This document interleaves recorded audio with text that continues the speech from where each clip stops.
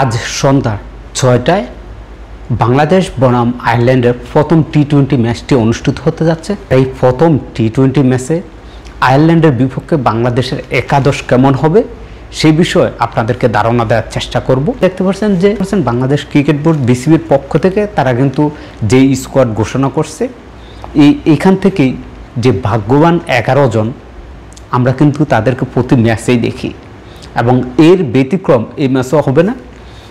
প্রথমেই তো আছে লিটন কুমার দাস অধিনায়ক হিসেবে, 2 নম্বরে সাইফ হাসান, 3 নম্বরে তানজিদ হাসান তামিম, 4 নম্বরে তৌহিদ হৃদয়, 5 নম্বরে জাকির আলী অনিক, 6 নম্বরে নুরুল হাসান সোহান, 7 নম্বরে রিশাদ হোসেন, 8 নম্বরে নাসুম আহমেদ, 9 নম্বরে মোস্তাফিজুর রহমান, 10 নম্বরে তানজিম সাকিব, 11 নম্বরে এই জায়গাটার জন্য 2 জন কিন্তু দাবিদার।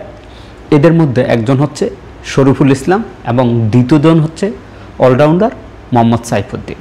যদি নির্বাচকরা অলরাউন্ডার সিলেক্ট করে সেক্ষেত্রে মোহাম্মদ সাইফুদ্দিনই বেস্ট চয়েস হবে এবং তাকেই দলে অন্তর্ভুক্ত করা হবে।